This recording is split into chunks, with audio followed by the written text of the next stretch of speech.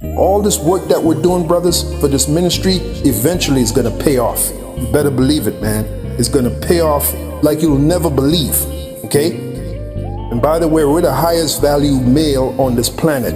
The men of the Lord, the men of this truth, the hopeful elect of Yahweh Bashim Yahushai, the highest value male there is.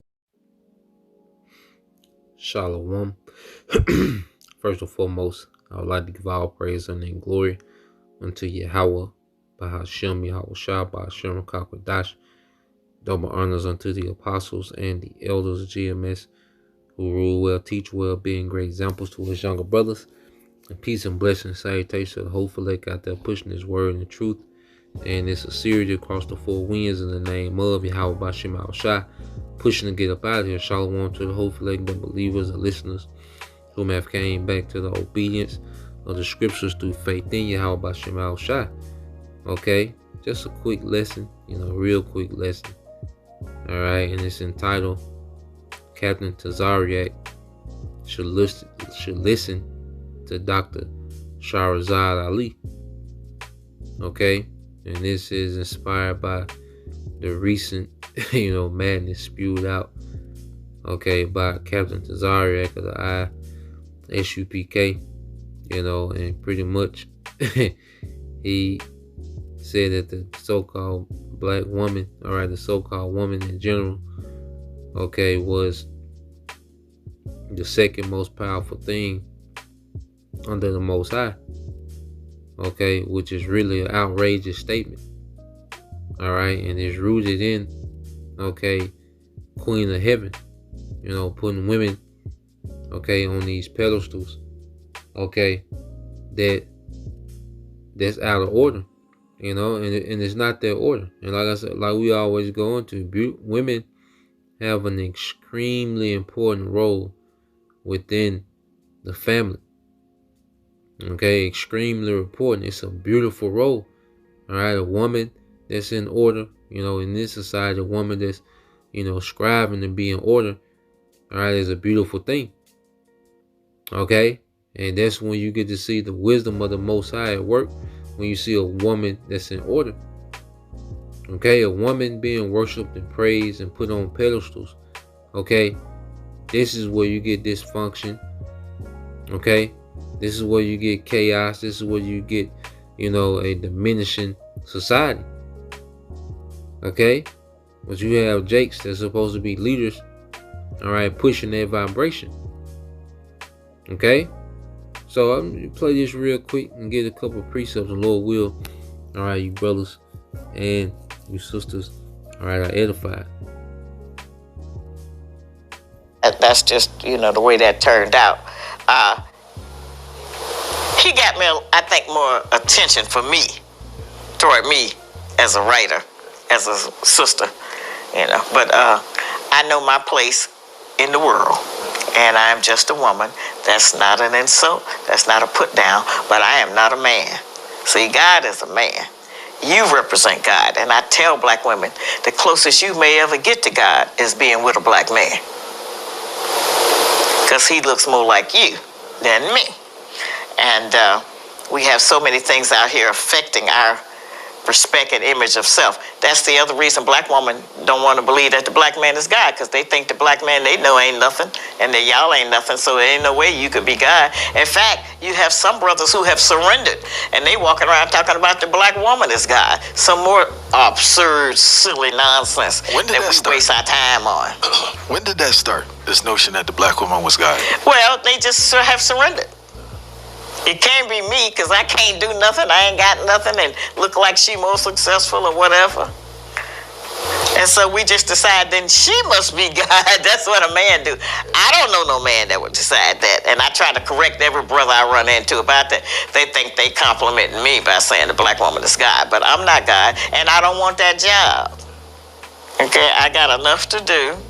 I don't want that responsibility, and I don't have that power. I wanted to touch on. You see that?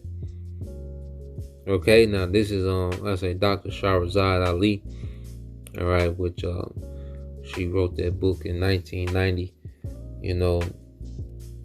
Black men, understanding the black man's guide to understanding the black woman. All right, which came out in 1990. So she's been an advocate, for women being in order. Now she's of the Nation of Islam. So when it comes to particular doctrine, she's off on particular things, but going into the concept and the role of a woman, she's on point. All right, and she was heavily hated in the 90s, okay, from feminist black community, because she was pretty much letting women know that, look, she was letting them know their role, their position, their status, and it was under a man.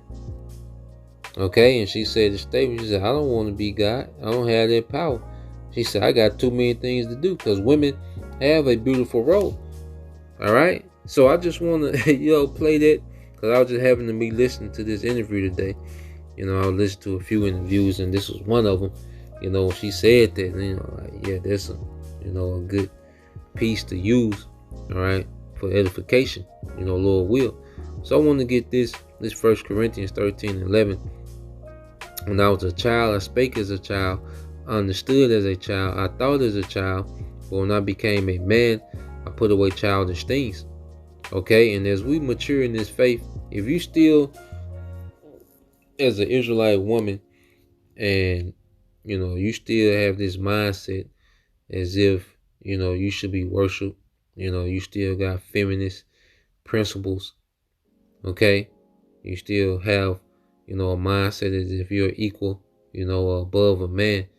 All right, you're moving as a child, okay, and any man that pushes that Queen of Heaven worship, okay, the woman's equality spirit, okay, putting women on the pedestal, then you're thinking as a child, okay, because their mindset is terrible towards nation building, okay. It's terrible for the dynamic of the family when you put women on these pedestals and exalt them out of their order, because they removes them from their order. So as we mature in the faith, we will understand the order. And like I say, the woman, okay, being under the man, it's not a downgrade. See, this society looks at that as a downgrade, especially being under the Israelite man. Okay? They look at that as a downgrade, but that's order. And the Lord dealing with that, man. The Lord dealing with that order. This Tazaryach 42 and 22. Okay? Because when the Lord, through Yahweh created everything, he established that order between man and woman. That's why he gave the man a masculine spirit and the woman a feminine spirit to complement each other, man. Not to be at war about who's the greatest and who's the strongest, man. Okay? We read Tazaryach 42 and 22. It says, oh, how desirable are all his works, and that a man may see even to a spark. And people so caught up on the debate about, man versus woman, okay, that we can't even move on, as a nation. That's why the Lord's only dealing with a remnant, because our people, they will sit here and argue back and forth all day about, who's the greatest between the man and the woman.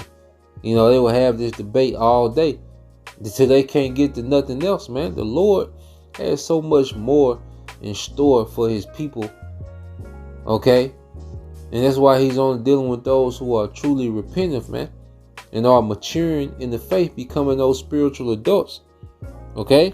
Verse 23 says, all these things live and remain forever for all uses, and they are all obedient. All things are double one against another, and he have made nothing imperfect. One thing established the good of another, and who shall be filled with beholding his glory? So one thing established the good of another. Okay? And a family dynamic where the man is at the head and the woman, okay, is pretty much his help and his assistant. Okay? That's working for the good of one another. All right? The man and woman was meant to be a complementary dynamic. Husband and wife, it was set up perfect in the spirit. That's why scripture say he made nothing imperfect. Okay? So this madness, of trying to push, woman worship in the ministry and exalting the woman, that's off.